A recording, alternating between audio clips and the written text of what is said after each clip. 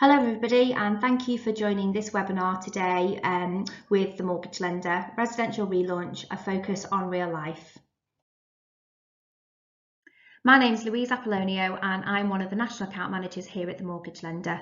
It's great to be here with you today to go through this webinar. Let's take a little look at the agenda. So first of all, we'll just be taking a little look at the overall self-employed market and also looking at some research that TML conducted pre-COVID. We'll then move on to look at self-employed lending during 2021 and the changes that we're going to face during this year particularly. Then I'll move on to our complex income and the incomes that we can accept, as well as the credit impairment. And then for also those of you that aren't registered with us, I'll just go through the process in getting set up to do business with us. Firstly, let's take a look at the self-employed market. So why is the self-employed market so important? So over the last 9 years, we've seen an increase of 30% in self-employment. Now, what will usually happen is when we are or coming out of a recession, or we've had this pandemic over the last 12 months and we're still within that pandemic, what we will usually find is that self-employment figures rise. Many people have lost their jobs, they've been made redundant, and that will continue as we move through 2021. So there's an expectation again that self-employment figures will rise, and that's why it's really, really important that we can support those clients through the mortgage process. We actually did some research pre-COVID here at TML, and actually some of the findings were interesting to say the least in terms of how self-employed people feel about going through the mortgage process. 1 in 7 people are now self-employed, but 7 out of 10 people, so 70% of the people that we surveyed, or self-employed people that we surveyed, felt that they would be discriminated against when it comes to securing a mortgage. So as an industry, we've really got to align that and also make sure that we can support self-employed people. If we're going to be expecting an increase in self-employment, it's very important that as an industry we can support those people in terms of remortgaging existing properties or getting on that property ladder. If we look at the fastest growing sectors as well for self-employed, advertising, public admin, banking, these are all high areas of self-employment and where we see the fastest growth. And it's, like I said, it's really important moving forward now that we support self-employed people through this mortgage process and really change the outlook in terms of how they feel about getting a mortgage and making sure that they're not discriminated against and they're treated the same as other applicants within the process. So how is self-employed lending going to change in 2021? Let's take a little look.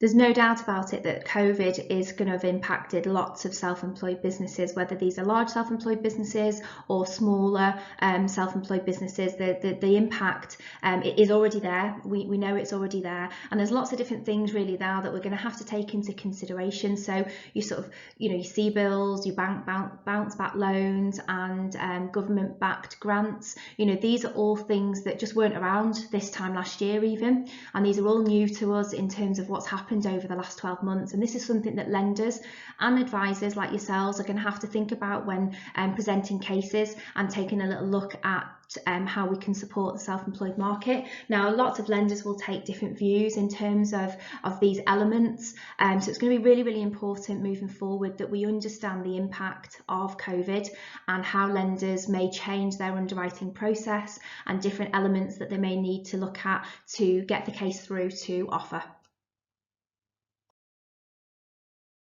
So let's take a look at how we at the Mortgage Lender are going to be assessing self-employed applicants. So to help understand the COVID impact, this slide just outlines different elements of underwriting that we at TML are going to be looking at, but no doubt other lenders are going to be taking a look at as well. So just little things to think about really when presenting a self-employed case. So what are the declared income, or what is the declared income, in the most recent year? So in those latest accounts, what was that declared income? And does the current quarter's trading reflect similar levels of income. So, you know, somebody might have taken a dip, you know, in the first sort of lockdown, maybe they're back up to those levels sort of pre, you know, the first lockdown. Have they had to take any support from the government? So on the last slide, all of the, you know, the CBILS, the grants, you know, have they had to take advantage of that, and are they looking to use that as part of their income or deposit funds? You know, what's the client looking to do as well? So that's really important that you understand that. So have their mortgage payment deferrals ended? Have they recommenced payments? Have they had to use any unsecured loans? Have they got any arrears or any credit impairment as a result of COVID? And also, has the danger passed? So, you know, our underwriters will most certainly be looking at the whole case and taking each scenario on its own merits and looking at what's the impact now to that particular client and their particular business. So these are all things that lenders will be taking a look at in terms of making that assessment of the case. So taking all of that into account, how are we going to be looking at self-employed clients moving forward? So like I said at the start of the presentation, we relaunched back into the residential market on the 26th of January. Self-employed applicants always form such a large proportion of our business, and we've still got a very similar proposition to what we had before COVID. So just to kind of go through those main highlights really, and how we're going to be looking at self-employed cases. So we will always base our lending on the latest year's account. So we're not going to be looking to average, and that's something that we've done previously and we're going to continue to do. So we'll look at the latest year's accounts and base our lending and affordability on that. Now, for limited companies, we'll still be taking the profit before the tax is deducted, plus any salary that they may have taken as well, and that's the figures we'll be using for the affordability. We can still help self-employed applicants who've only been self-employed for 12 months, and our whole residential range now is set at 85%, or a max of 85%. So self-employed applicants, once they've been trading for 12 months, can take advantage of the full LTV at 85%. And also similar for contractors, so we're looking for 12 months experience for any contractors, and they're able to take advantage of the full 85% as well. And from an affordability point of view, we will take 48 times their weekly rate. Okay, now that's quite generous. Some lenders will look at 46 times their weekly rate, but we'll be taking the affordability at 48 times their weekly rate once they've been contracting for 12 months or more. Okay, now in terms of, you know, we've looked at the different support that's been available for self-employed people. So any kind of businesses with sort of bounce back loans, CBILS, we can consider those cases. We're just not going to be able to use any of those loans or grants as deposit funds or as part of the turnover of the business. So just moving on slightly then from self-employed, what else can we do at TML from a residential point of view? So this slide just shows all the different elements of criteria and areas that we can help with.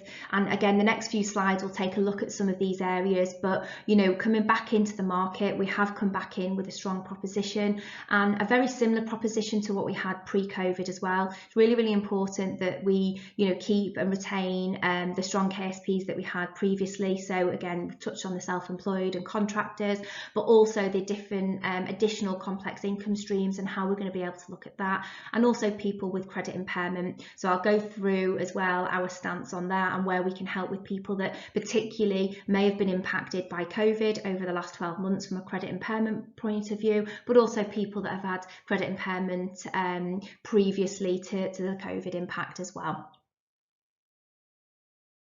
So first of all, let's just take a little look at additional income streams. So we've always been a lender that likes to help and take into consideration additional income streams as part of the affordability, and that's what we'll continue to do. So any evidence bonus, commission and overtime, shift allowances or annual bonuses, we can take at 50%.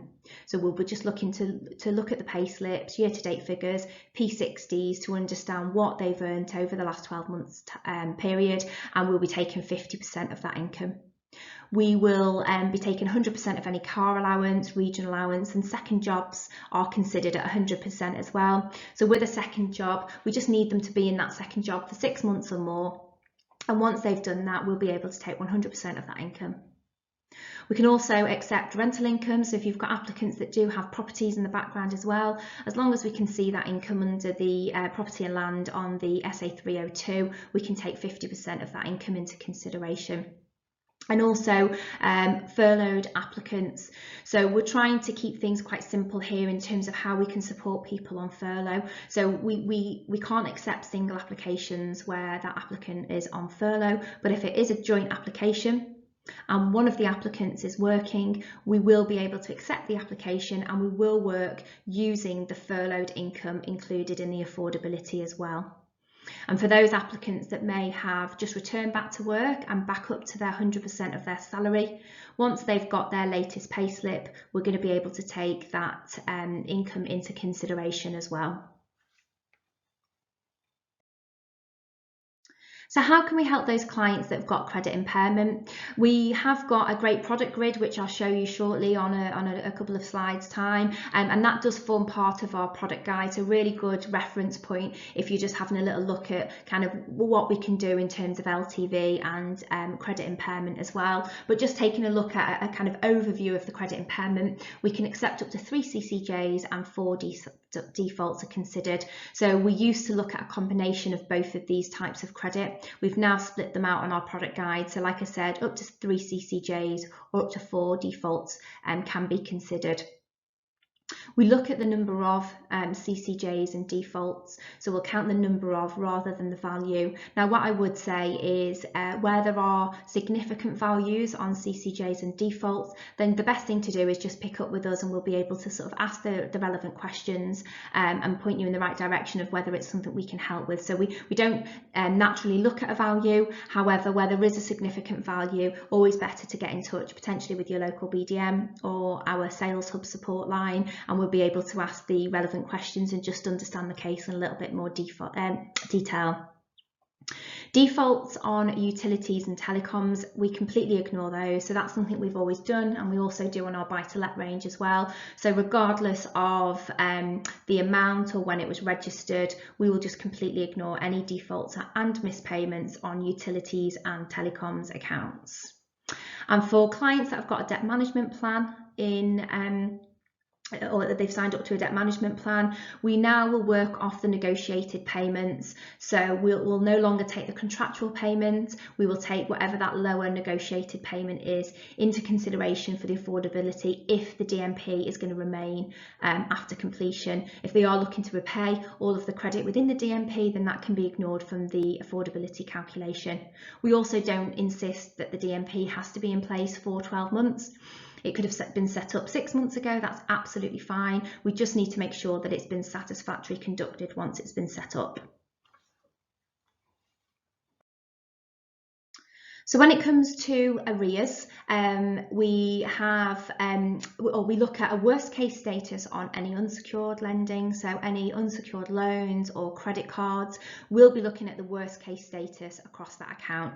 So dependent on the product, we'll look at that time frame and what the worst case status is. And for a worst case scenario with us is we can accept up to a status 6 in the last 24 months. So we'll just be looking at the worst case status across that time frame that's relevant for that particular product.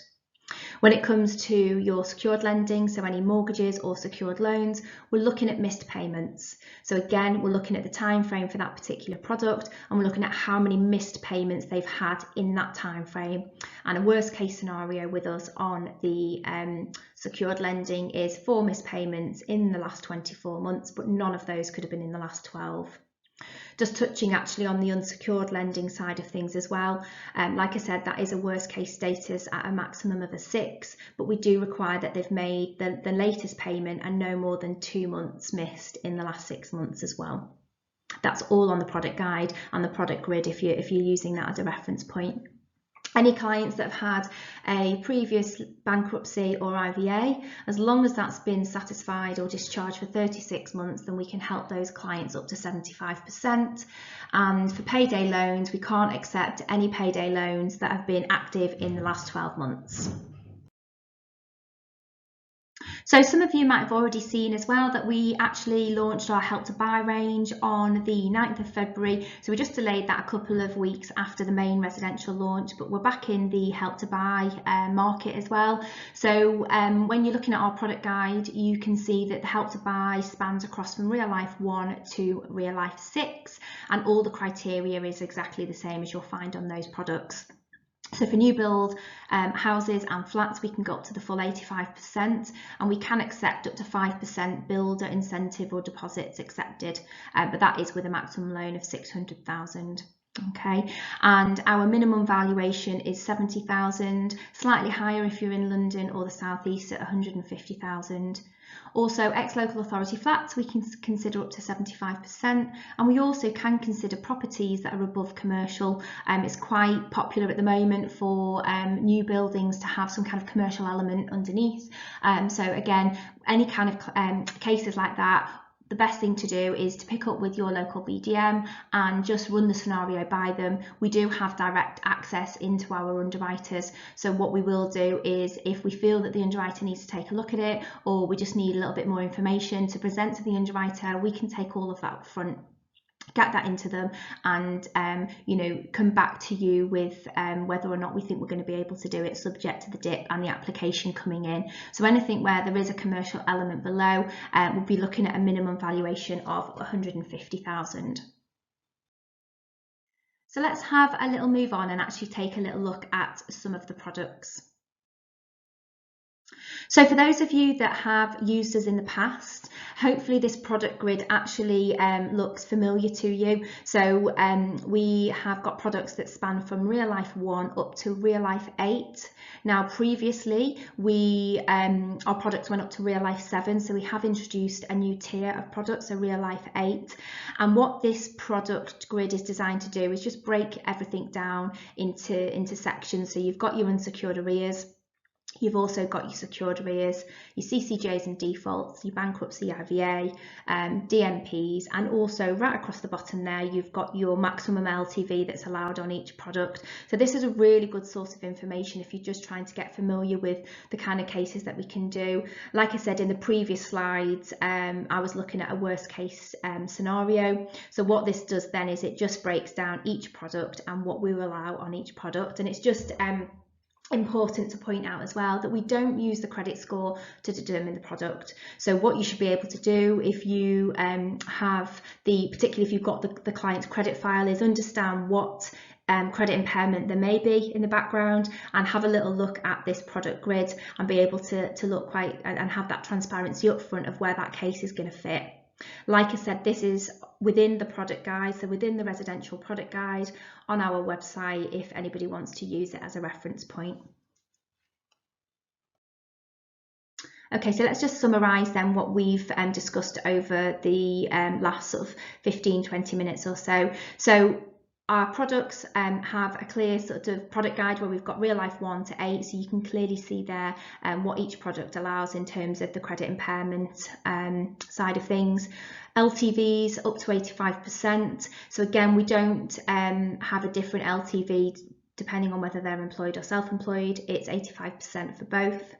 From an affordability point of view, we can look to accept up to 4.5 times income. Now that's across most of our products. However, Real Life 7 and 8, generally we will cap that at 4 times the income.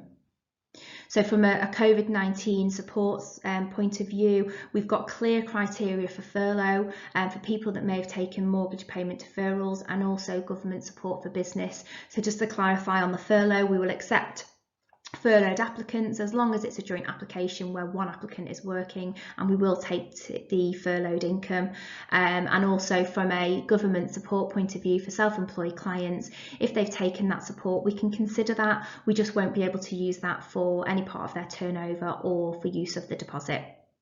And as always, we give you access to our underwriters. So this is something that we've always done, and actually we retained all the way through the pandemic on our buy-to-let range, where we give access to the underwriters. So you can have that direct contact with that person who's the decision maker on the case. And that's actually really, really important. Once the case comes in at an application, you know, if you feel that you need to pick up with the underwriter, or you just need to discuss the case or a certain element of the case, if you call our Sales Hub number, you will get put straight through to the underwriter. So for those of you that aren't registered with us, you can do this online quite easily. So if you visit our website, themortgagelender.com, you can get registered in a couple of minutes, and you just submit that to us online and we will do the rest for you. Generally takes up to about 48 hours to get you up and running on the system. So we do always advise you to do this sooner rather than later, just so when you've got something to submit, you're ready to go on the system. Everything is submitted online, so you can submit the DIP to us, and that DIP may instantly accept. If it does refer or decline, an underwriter will be picking those DIPs up. So every referred and declined DIP gets looked at by an underwriter, and they will then come back to you to let you know what the result is, or if there's any further information that potentially we may need to get the case moving. And it is a soft footprint at DIP stage. The system will then create your checklist. So this is all of the information that you're going to need to submit with the application to get the case underwritten, hopefully right first time. So the checklist is produced so you can start to gather all the information, and then you submit the application online, and all of those supporting documentation can be uploaded to our portal as well. And then all of your tracking, you can do this via the portal. So you can log on and see where the case is up to. And like I said on the previous slide, you know, please get in touch with our underwriters if you feel that you need to pick up on any part of the case as well. So all that's left for me to say is thank you again for joining us today and listening to our presentation. It's been great to be able to present our new residential range to you.